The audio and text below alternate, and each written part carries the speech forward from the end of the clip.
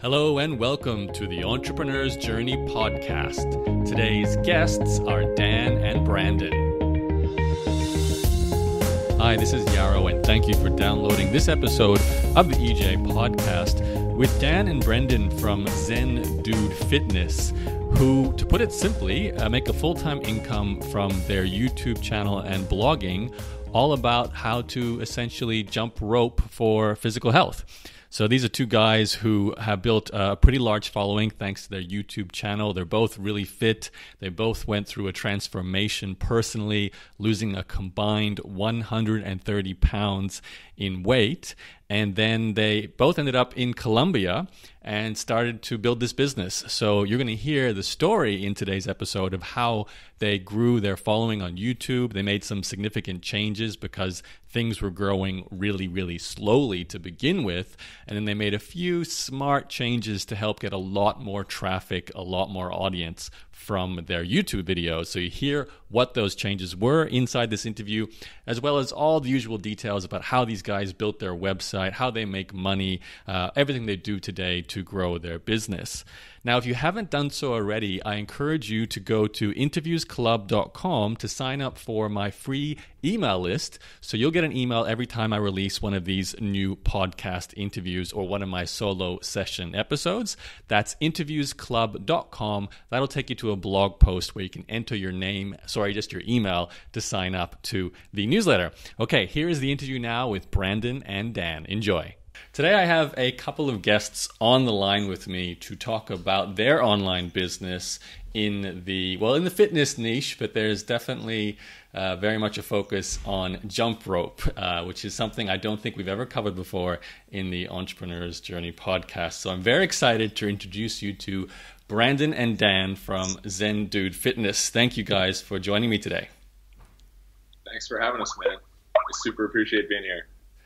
So I love to go back in time and find out how people got started doing what they do, but even before doing what they do, and given you guys do something together, which kind of adds a different dimension as well. I'd love to see how the partnership formed. But before we even talk about that, would you mind just sort of sharing, are there any entrepreneurial stories before your current business? Like, did you guys have the lemonade stand or the baseball card shop when you were kids or anything like that? Yeah, for sure. I think I always was fascinated with, like, how do I make my own money, at a young age, but never was really successful with anything until I graduated college and started a mobile app company with my buddy. And so I got, like, some beginner success right there and, like, had automated income, like, at 22 years old. Never took off. But that was, like, my first experience in that space. And then I kind of transitioned more so into, like, the content production phase, which was what I'm doing right now is Zen Dude Fitness. And it's kind of where we're at right now. And this is Dan. I actually wasn't the kid selling baseball cards or lemonade stand. I was on a more traditional path up to the age of, I'm 29 now. I was around, like, 25. I was doing the whole, like, corporate job, living in New York City type thing, and I'd always wanted to start my own business, but it was a little bit of a different journey for me because I got those entrepreneurial tendencies, I think, a little bit later. So yeah, it's kind of interesting how we both came together. Yeah, which is a big part of the story I'd love to hear. So can I just also clarify, were there any studies? Did you guys both go to college, complete degrees, did any formal education along the way? Yeah, we both were in college. I think when we were both going into college, our priority was football. Okay. We both played college football. And that was like, when you're 18 years old, and that's like where you got most of your confidence growing up. Like, that's something that's really important. So I think for both of us going to college, like, we didn't have, like, a main thing that, like, we were going in and we were going after, super passionate about. It was just like, well, football, and then beyond that, we'll figure it out. And I'll speak from my experience. Like, I was I don't know, I'm kind of disappointed in my college experience because I feel like my professors would be so upset to hear me say this, but I feel like I knew more about what I wanted to learn about, which is sports psychology and, like, peak performance, than my professors did, because I was studying all these things and experimenting on myself as an athlete.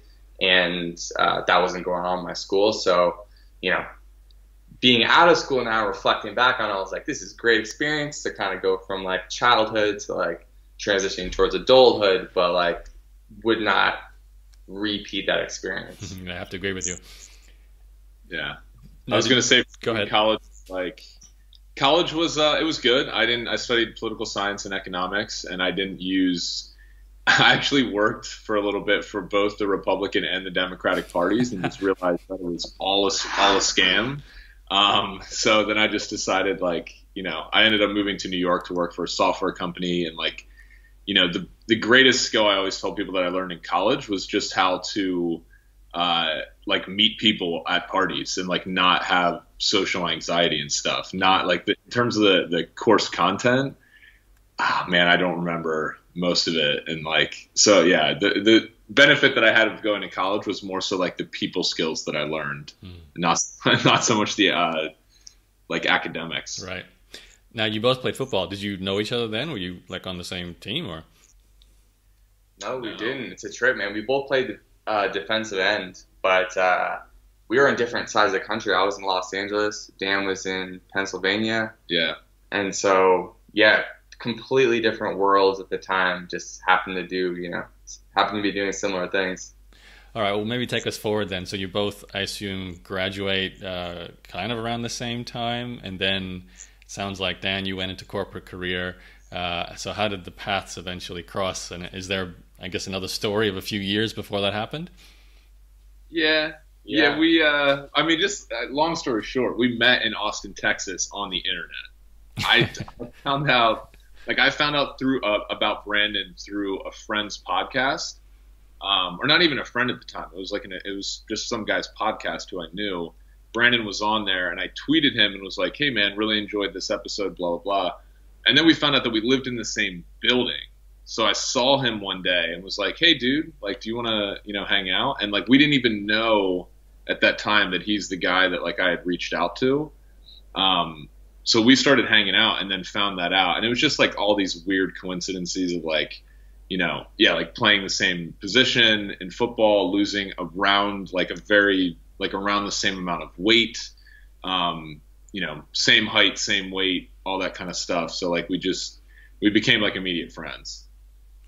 Okay, so the weight loss, that actually happened like prior to you starting the businesses, right? That was sort of what you went through personally, and you both went through it. 'Cause I don't know. I grew up in Australia, so my football is rugby league or Australian rules, so I don't really know the typical body size required for the positions you guys played. Did you need to be big guys for that, like muscly, or more bulky, or what was it? We were super bulky, man. Yeah, we were like, what is it in kilograms? We were like, we were each like 260 pounds. Right. Wow. So, okay. We had to lose 70 pounds or so a piece.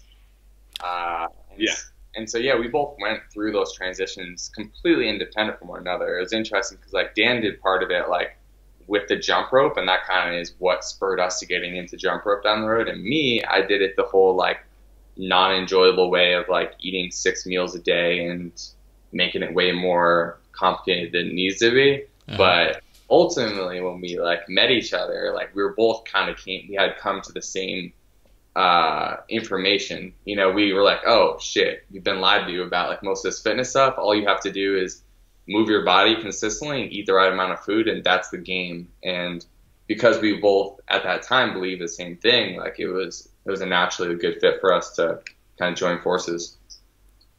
So tell me, what were your internet skills in terms of like business skills at that time? Had you created your own website before? And I'm talking about at the point where you two had met and you're sort of thinking, I'm guessing if the story goes, at some point you thought that there's a business here based on your knowledge. So maybe you can take us forward from there.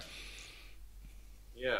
Well, I think Dan was trying to do the jump rope fitness thing on his own at first, and I was trying to do like this other fitness thing. I started a YouTube channel, like just making jump rope videos and jump rope workouts.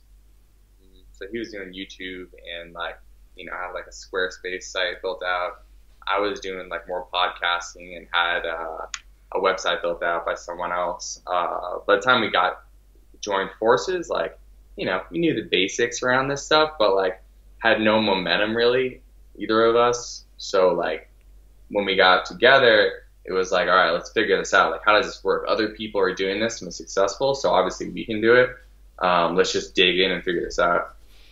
What did you figure out? What was the secret sauce before you had success that you thought would lead to success?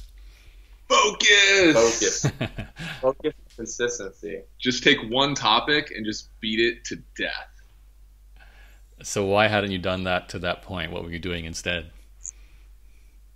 I think we were like trying to do this isn't just specific to fitness, but I feel like we were trying to do the typical fitness thing where you show everyone like how you work out, how you eat, if you go to the gym, like your lifestyle, the music you listen to. You're trying to showcase like, yeah, you're like, I'm meditating, I'm being mindful, I'm doing all these things, and it's like, well, everyone kind of does that. Like anyone who's like aware enough to like, you know, watch YouTube videos and like Google things and has Googled the question like, how do I lose weight, or how do I be less stressed, or how can I be more happy? All the information's out there.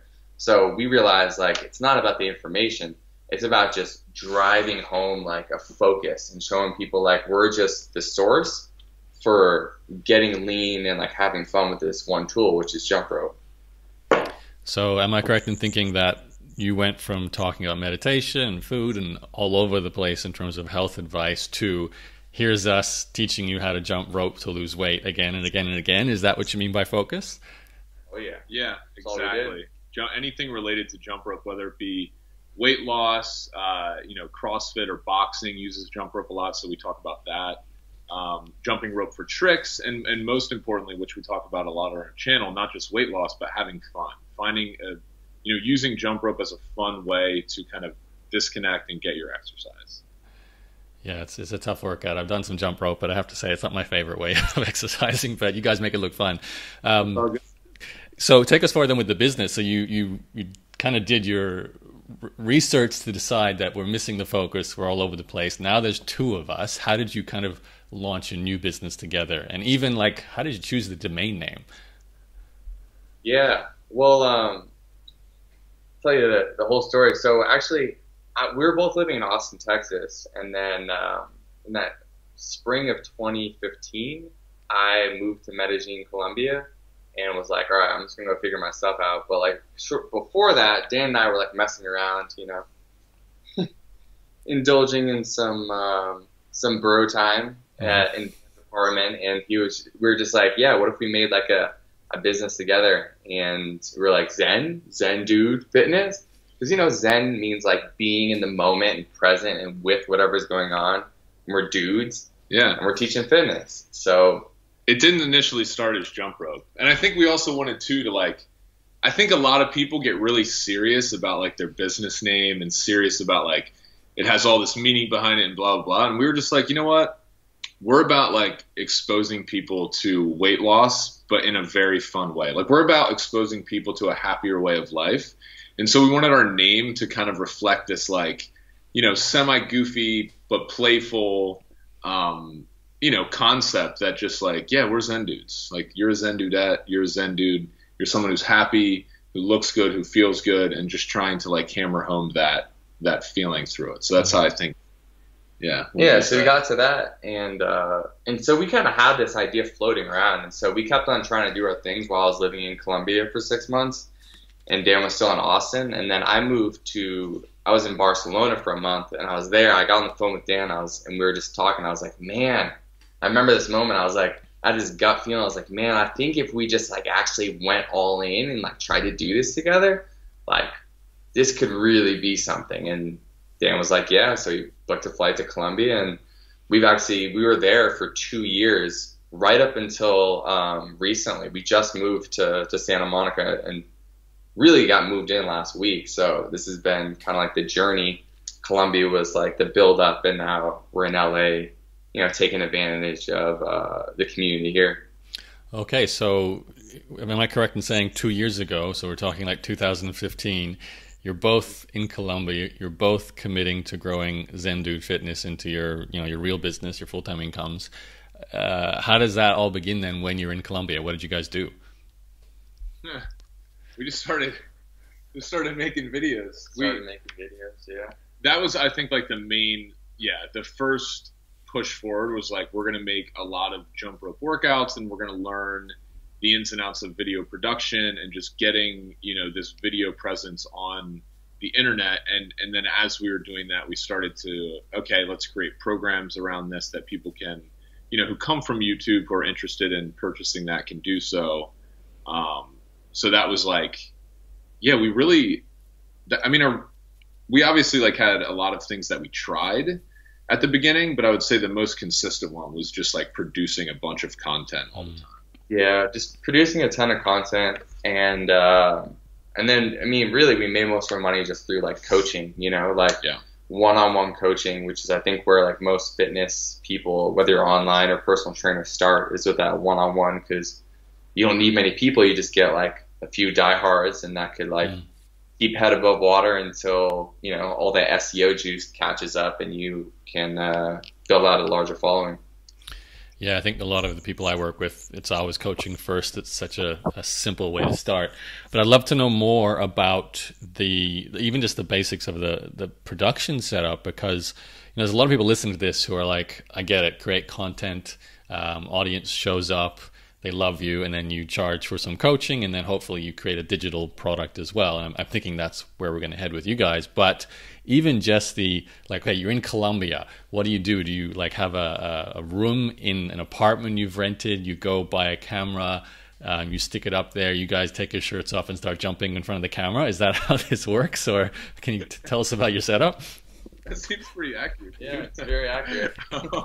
I think for anyone like listening to this, I think it's important for people to hear, like, we didn't go out and buy the most expensive camera. We didn't have like the best production strategy. We still have like so much to learn about production and like how to create like amazing looking videos and like what captures people's attention, like camera angles, all that stuff, lighting. But I think like the first thing that we did was just started making a lot of videos. So that setup was, using the city we were in Medellin, Colombia, and just using that like great weather to get out and film in different locations around a lot of graffiti to give it this like urban type of feel. But we were using iPhones and then a basic Nikon like D3200 DSLR. So not like a very, two stands, like not a very elaborate setup, but I think the most important thing for anyone listening to this is just get some kind of camera and start putting stuff on the internet.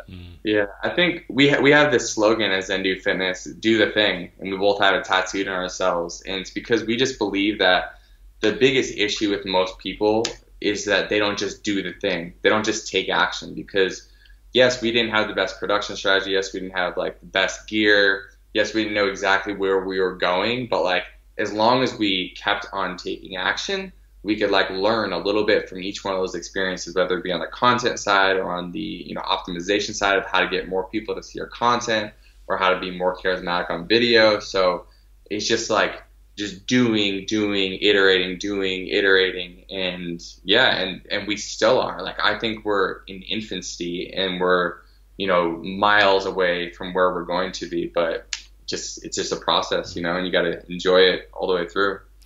What was your audio setup for the jumping rope around the graffiti early days?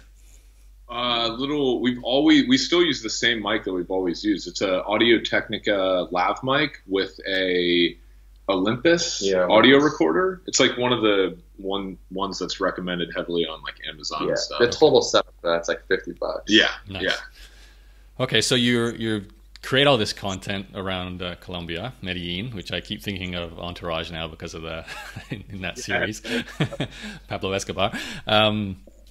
And you've got this content. I'm assuming you upload it to YouTube, and then what happens? Do people just find it, or did you have to do some kind of proactive marketing? What happened next? Well, what happened next was nothing. Yeah, it was 9 months of basically getting no views. You look at our Google YouTube analytics, and it's just like no one watched anything really for like 9 months. And then like after 9 months, like we started to see a few more like views coming in, and very shortly it started to sputter in. And then we figured some things out when it came to SEO about, you know, titling our videos and tagging them better. And once we figured some of those things out, we started to see that exponential curve start to happen. But a big part of that was the fact that like we had already made, you know, 9 months to a year's worth of content that had the words jump rope in it. So YouTube was beginning to recognize, hey, I think these guys like know some stuff about jump rope. Yeah, we didn't even have, I'm pretty sure that we had less than 1,000 subscribers for like it took us 9 months to get maybe even more, to get our first 1,000 subscribers. Yeah, I think it might have been over a year to get 1,000 actually. So I remember it was I remember spring 2016, May 2016, we weren't at 1,000 yet. Yep. Yeah. So. And then Brandon got on Ninja and like Wizard on the like SEO side of things, and that's when he really helped us like figure out, you know, what people are searching for around jump rope, and that's how we were started to gain. So we basically got the production side down, or got it down better, because that's all we focused on.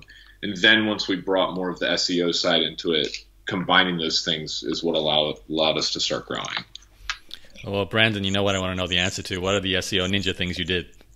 Yeah, man. Well, as you were saying that, I was pulling up the article. I'll send it to you right now, and you can put it in the show notes, because I basically wrote down exactly what we did. Everything growing from 0 to basically, it's 80K. But we just hit 100K the other day. But yeah, this was shortly before that. And I mean, it's really what we're talking about in this call, you know. Yes, there are tactics involved, but at the end of the day, it's like, who's willing to be focused and consistent? Yeah. And that, you know, I'm sure you've heard that. Everyone who's hear this, like, you want to listen to any podcast where you're trying to be inspired by someone who's like created this epic brand that you follow, or this company that's super inspiring. It's like, it's the same story over and over again. Someone was just willing to be focused and consistent for long enough to see things through. And that's the game. There's got to be a difference, though, and I thank you very much for the handout, because I'll share that with everyone in the show notes for the details. But I am kind of curious because, you know, you spend a year putting out all this content, and you've been told that's the secret. Focus and put out a bunch of content, but then you're struggling to get to your first 1,000 subscribers. And then, you know, you learn some skills. There's got to be, you know, like a couple of tipping point tips maybe you could share with us just now for the sake of the people listening. Is it a case of just using better, you know, titles for the names of the videos, and doing a bit of research into what people search for on YouTube around the subjects that your videos are about? And I really want to especially know with your subject, because, you know, how many different ways can you use jump rope in a headline for a video? You must have struggled a bit there to keep varying it up. Or is it a case of, you know, jump rope to you know, gain muscle, or jump rope to get ready for your wedding day, or jump rope to, you know, I don't know, if you're an Indian, to lose weight? Like, I don't know how niche you can get with the different terms you did. Is that kind of how it goes? Yeah, dude, that's exactly how it goes, man. Yeah, so it's doing things like YouTube basically tells you what the biggest search terms are for your niche. If you like type in whatever your keyword is, like, and hit the space bar, it's probably going to give you like some suggested video titles. So we just started, like, you know, assassins, going after every single suggested search phrase that YouTube gave us that had to do with anything to do with jump rope. And so we just did that. And like, we give all this away because like, we think that like, as jump rope grows, like, we're going to grow. So we actually want people to take more action and help make this a bigger movement. But it doesn't matter what niche you're in, like this stuff is all the same. Like, if you want to have like a badass pottery channel on how to make the best pottery, it's like, start typing those keywords into YouTube in different phrases. Think about what people might type in, and YouTube will tell you, like, it will have a drop down menu telling you all the videos to make. So make those videos, and then make good videos, because your videos suck, no one's going to want to watch them. But make good videos, and then eventually people are going to, you know, watch them. And I'm not trying to discourage anyone by saying like make good videos, because like our videos, you know, kind of sucked when we started, but it's just they sucked. At the end of the day, like, you only get good by making them, so you just gotta stay consistent. So how much pressure was there for you guys to make money from this? Because I'm thinking Colombia must be a little bit cheaper than the States to live in. But did you have pressures like you're thinking, oh, man, we got to start getting some clients or start selling some affiliate products or something at some point during that first year? Oh yeah, for sure. Because like we didn't have, even when we started to grow our YouTube presence, like we still weren't, like making a lot. Like we were using a lot of savings and stuff like that. And even though Colombia is, yes, a lower cost of living, I think we were both in our heads just thinking like, okay, well, this could work for like a year or two, but like what happens after that? Like we have to come up with like a legitimate business that's going to like, it's going to help us like follow our dreams for decades, So like there was that pressure of like, we think we have a good idea with jump rope. We think people are catching onto it. But yeah, I mean, there was a lot of, I don't want to say I don't want to paint like a bad picture because dude, we had so much fun. Like we've had so much fun growing this, but like that whole first year was kind of nerve wracking at the same time in terms like financially. Yeah, for sure. The first year and a half, really, it's like we definitely got to a point where like Dan was coming from his corporate job. So like he was able to put some savings away, but I mean, we got to a point and like I was like coming out of a place of like living in Austin and like not really ever like able to take my app company to the next level. So like just getting into an uncomfortable situation with money. And so like we were not in a great situation with finances by any means. Like it was like this constant balance of like, okay, I feel this like debilitating anxiety because I don't have any money, but I have to be super positive and I have to live the message we're trying to portray to people and show them that like this fitness thing can be fun and enjoyable and you can make it work and this lifestyle works. So we just kind of like believed it into existence, really. Can you take us through maybe like how you started to get that first income stream coming through? Yeah, man, it's just attention. You know what I mean? Like at the end of the day, it's just attention. Like our YouTube videos got more attention. So that went across our social media, that, went to our email list. And yeah, I think the direct like thing that happened though was like Brandon started to like do like, you took a course that was created by a friend of ours that basically just said like, this is how it explained SEO in like a very concise, very good way. And we just started to apply that to our YouTube channel. And once we did that, that's when views just started. Like, what was that? We did a video called How to Jump Rope Like a Boxer. And that just like took off. And then we realized, oh, this is how, we're going to get like having the funnel already set up and everything. Yeah. We just had to get more views on our channel. And that really like the funnel was there. It was just a matter of like the attention. Okay. Can you maybe take us through the funnel then? When you say that was there already, did you grow an email list, have the blog, all that set up while you were doing these videos? Yeah. So all the YouTube videos were just funneling people into our free 4-week challenge that we offered. We've had like the same option for like over like a year and a half.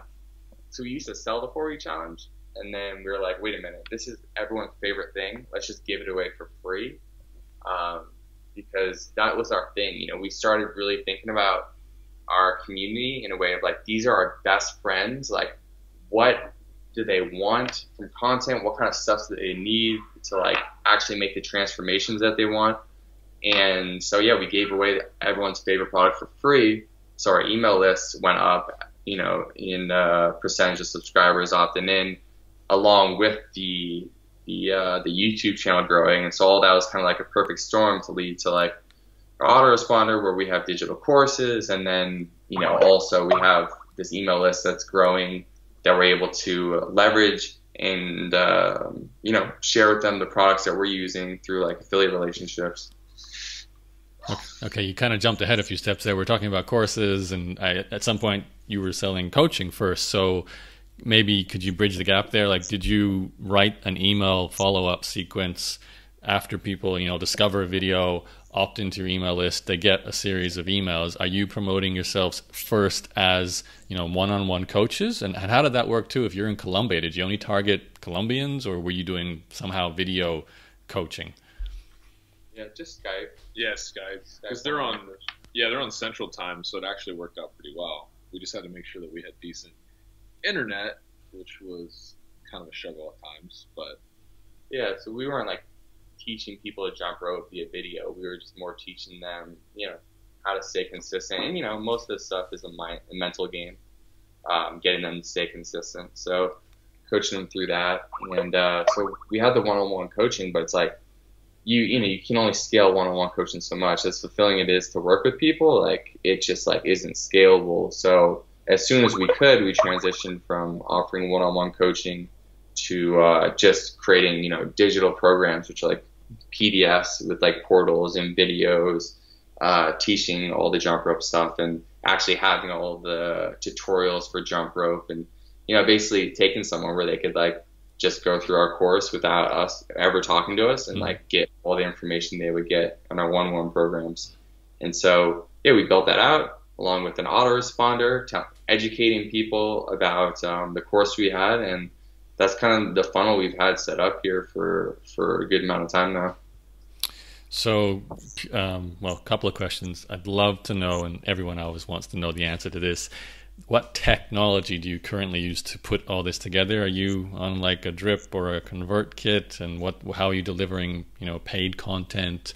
Are you hosting on WordPress for your blog? Could you fill in the gaps there for technology? Sure. I think Dan and I are the first people to say that we don't really think it's about the technology. So anyone who wants to get caught up on these tactics, like you're welcome to, but this should be the last thing that you think about. We use ClickFunnels to host our membership portals. Not necessarily like the best option, not the worst. It's just what we have right now because we haven't had anyone build anything custom.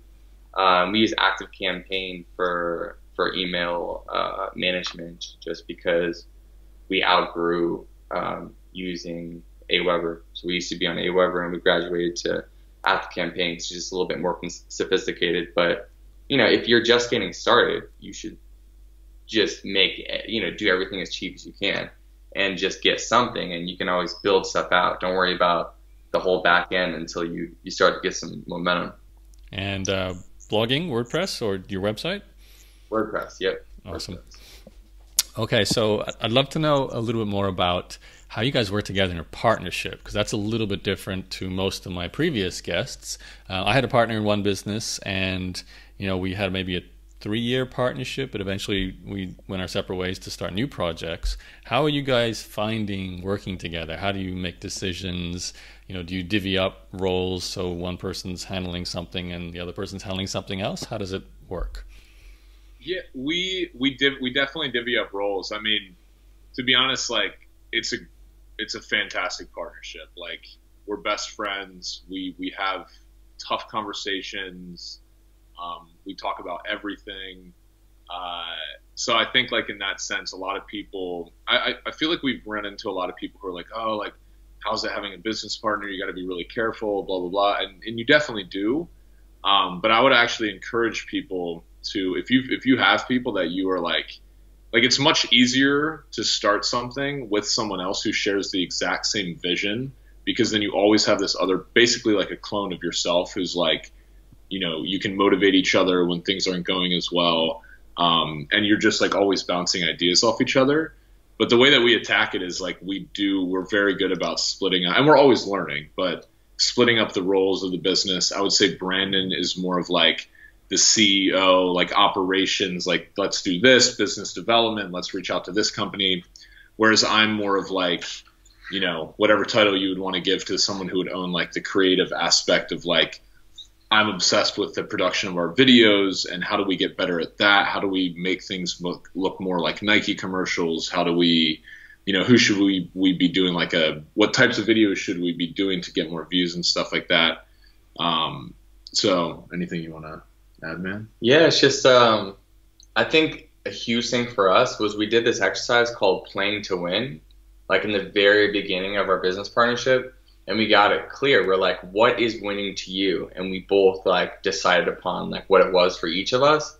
So now, this, you evolve as people, so this changes over time, but like we're always keeping each other aware of like what winning is to us, because even if it is slightly different, that's how you can like divvy up the roles and have someone doing more stuff that they want to do, and making sure that like everyone's, we're both fulfilled with the work that we're putting in. What is winning for you guys now, if you don't mind me asking? Yeah. Winning for us is just having complete freedom and getting to spend time with people that we enjoy and building this movement. We're both just so passionate about what Zen Dude Fitness is and what it means and the community we built. So winning is just like putting our heart and soul into this and continuing to move towards growing it. And so like when you think about like tactics, like, well, winning, and I love like biz dev stuff, and so like for me some days is like winning is like, okay, I'm going to go have the freedom to like make a video with Dan, but also I'm going to spend some time connecting with some people. And for Dan it might be like, okay, well, we're going to shoot. But for me it would be like, how do we like, learning something new for editing, or learning about like a new type of camera that can produce this quality of shot or something like that. Like just having the freedom to focus on artistic freedom to focus on like the production side of things. Mm-hmm. And what are you guys most excited about in terms of the future growth of your business? That's a good question. Everything, man. I want to say a better answer than everything, but that's that deal. Yeah, I mean, wait, let me go ahead. I think Brennan would agree with this. For me, what's exciting is we really feel that like jump rope is something that is growing as a sport, and we're seeing more buzz building around it. We're seeing more people when we go out to the beach and jump rope, other people are doing it, and it's kind of being brought back from the days of, playing on like the kindergarten playground. And so for like, one thing that comes to mind is like the excitement of this whole new, like when yoga got really big, we see jump rope as having a similar effect.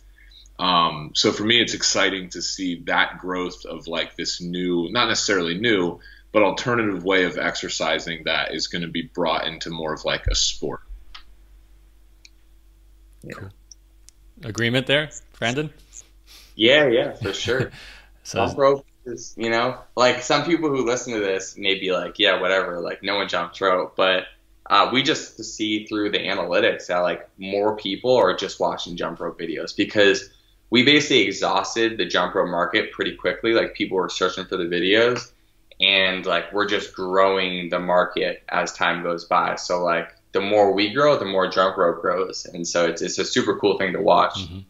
Can you see this becoming like a late night infomercial education type product there?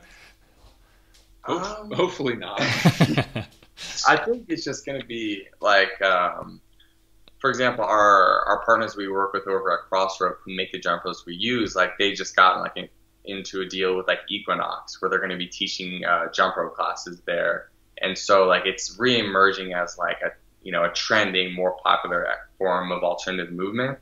And so we think that that's just going to permeate everywhere, right? So like I'm sure there's going to be more products that are coming out with it. You're going to see more, fitness classes at your local gym around jump rope. It's going to be everywhere. It's like cycling came into it, like you said, yoga.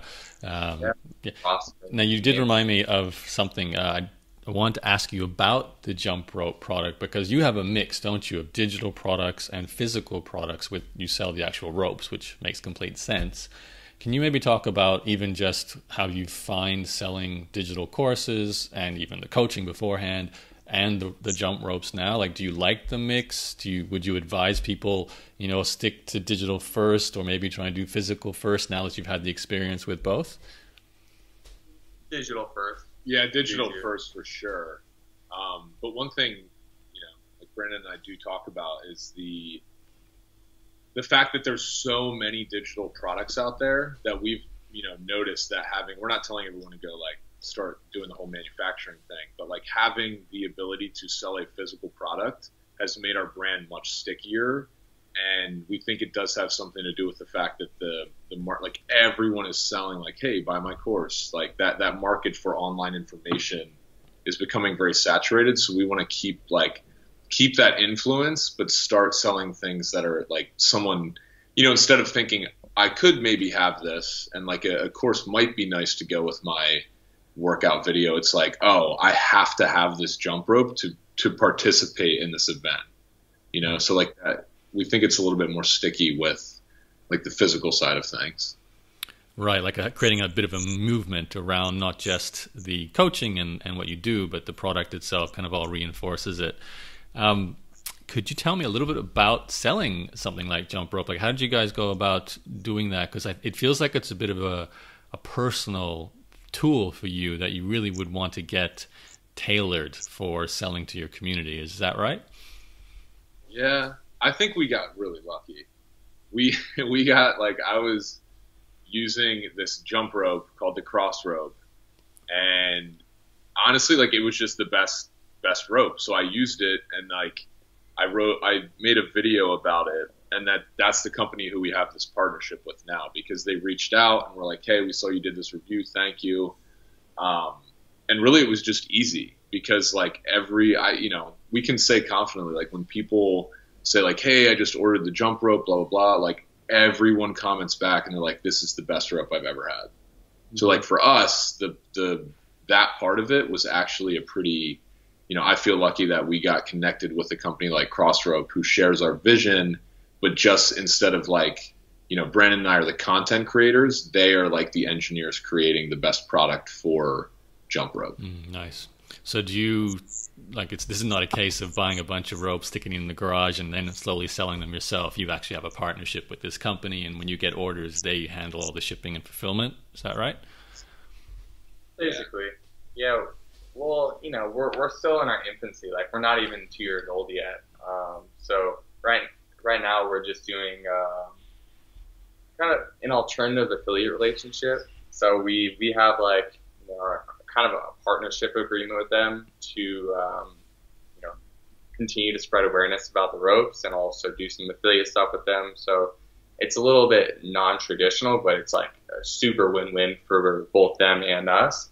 And then as time goes by, I'm sure like we'll continue to integrate more with the distribution. Okay, nice. Thanks, guys. So just a couple more questions before we wrap it up. There's people listening to this right now who are where you were 2 years ago. Maybe not in Colombia necessarily, maybe they are, but they're somewhere in the world, and they're thinking, I'm going to follow in your footsteps. I want to create a bunch of videos. I hear your message about focus. I'm going to educate myself a little bit about SEO. I'm going to create a lot of content. Maybe they're podcasters, or maybe they're bloggers, or whatever. They're using content. Now, you've had the last 2 years fresh in your mind, and I especially love that you guys kind of had 12 to maybe 18 months of not really feeling like this is taking off yet, but now you clearly feel like you're beyond that stage. This is your real business. So you can look back over those 2 years and kind of almost advise yourselves back then. So what Brandon and Dan were like 2 years ago, what you would say to them as they were just getting started. What would be like the most important advice you'd want to pass on, especially given people who want to create content, want to sell digital training products, and possibly even something physical down the line as well?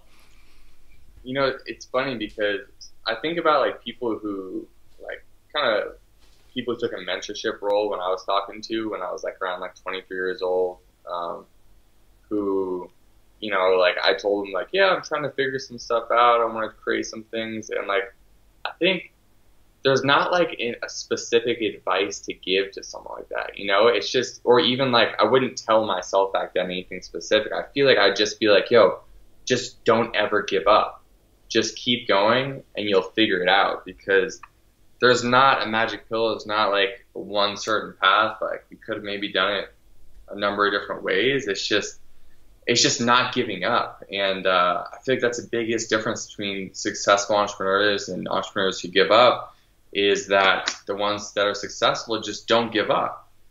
Well, and the only thing, I totally agree with that. The only thing I would add to it is the self-awareness. Like also start a business that like, I'm just going to be blunt with you, man. Like we kind of, it made sense to us. Like, okay, we're these two like tall dudes. If we like lose all this weight and like, make YouTube videos, it's very visual. That's probably going to do better than me trying to sing a song, because I'm a terrible singer. you know? And like, I feel like that self-awareness of like, it wasn't always, you know, obviously like we love this and this is like what we're passionate about, but you know, I feel like everyone says like, oh, just do what you love. Like do what you love, do what you're obsessed with, but also like have an inkling that it's going to work out monetarily as well. And then I feel like after you have those two things in mind, then it's like never give up. Then you have to hammer this and hammer this and hammer this until it just works.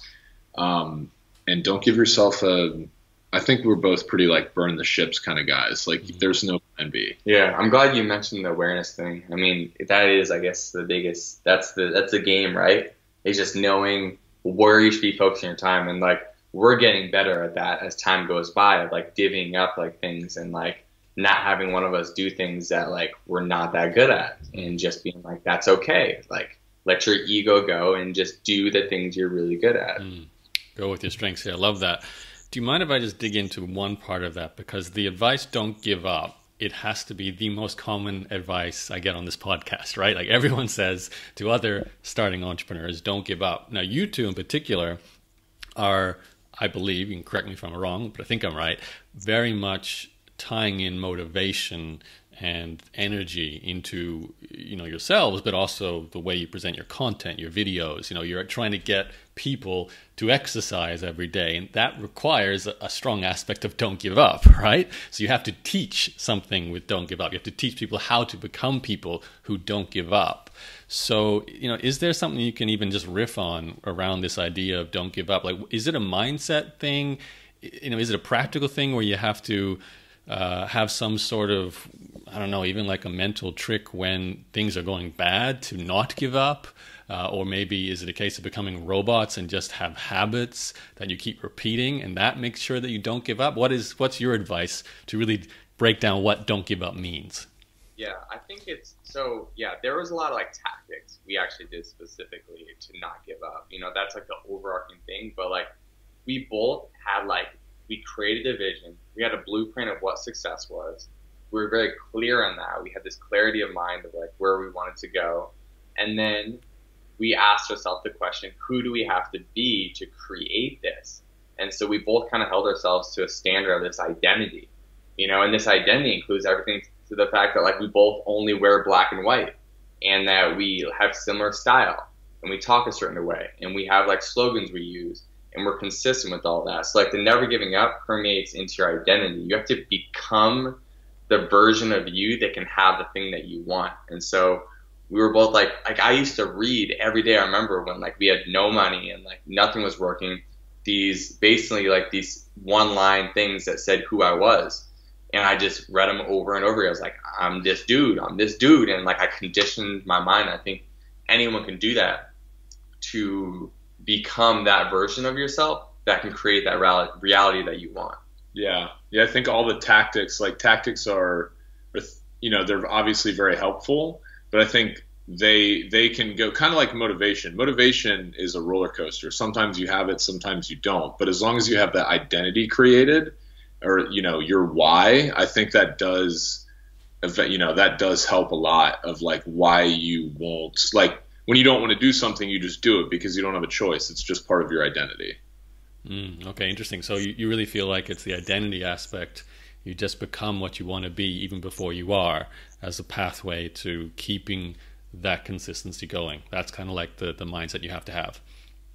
Yeah, basically, just like what all the rappers say in the song, you know? I believed it and I made it. But it's a bit more than fake it till you make it, though, isn't it? There's a real sense of congruency and belief behind it. For sure. Yeah, absolutely. You have to be that person, you know, and it takes a lot of integrity. Like it's integrity to like do the things that you know you need to do to become the person. Because identity isn't just like, oh, I'm a nice person. Identity is like, I'm the kind of person that like spends 3 hours learning how to edit video every day. And it's like, well, sometimes you don't want to do that, but it's a part of your identity. So then you just do it. You like put in the work. Okay, awesome, guys.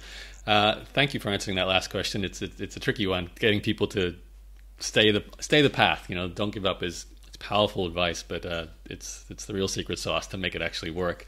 Anything else you'd like to throw out there to the listeners before we kind of wrap up the call? I would just say, like, if you guys want to connect with us, we're Zen Dude Fitness everywhere. Like, we answer all of our direct messages. We respond to every single YouTube comment. Like we spend a lot of time doing that stuff because, like, we sincerely believe in, what we're talking about. Like, we think that people can get lean and have fun and it can all be enjoyable. So reach out. I definitely recommend zendudefitness.com as a place to check out one of their videos, any of their videos, because you can see these two guys, of course, with their shirts off jumping around, especially for all the lady listeners and for the guys who want to replicate that look. It's certainly inspiring. So thanks, guys, for taking the time to share your story and how it all came together and the partnership and the business. I do appreciate that. And good luck. I feel like I've caught you maybe as you've just hit the first mountain, but you've got some other mountains you want to climb that are much bigger. So it's going to be exciting to see where you guys end up. Yeah, thank you for having us on, Yaro. We really appreciate it, man. Appreciate you. Nice. I hope you enjoyed that interview with Brandon and Dan, and you're feeling motivated now to get out there and grow your own audience and start selling your own digital products or maybe even physical products like Dan and Brandon are doing with their jump ropes. Now, if you haven't already done so, please head to interviewsclub.com where you can sign up for my newsletter, which will send you these podcasts. This is a specific for the EJ podcast newsletter. You only get the latest episodes I release as I release them, plus I'll send you some of the very best episodes from the EJ podcast archives. That's interviewsclub.com. That's it for today. My name is Yaro, and I'll talk to you again on the very next Entrepreneur's Journey podcast. Bye-bye.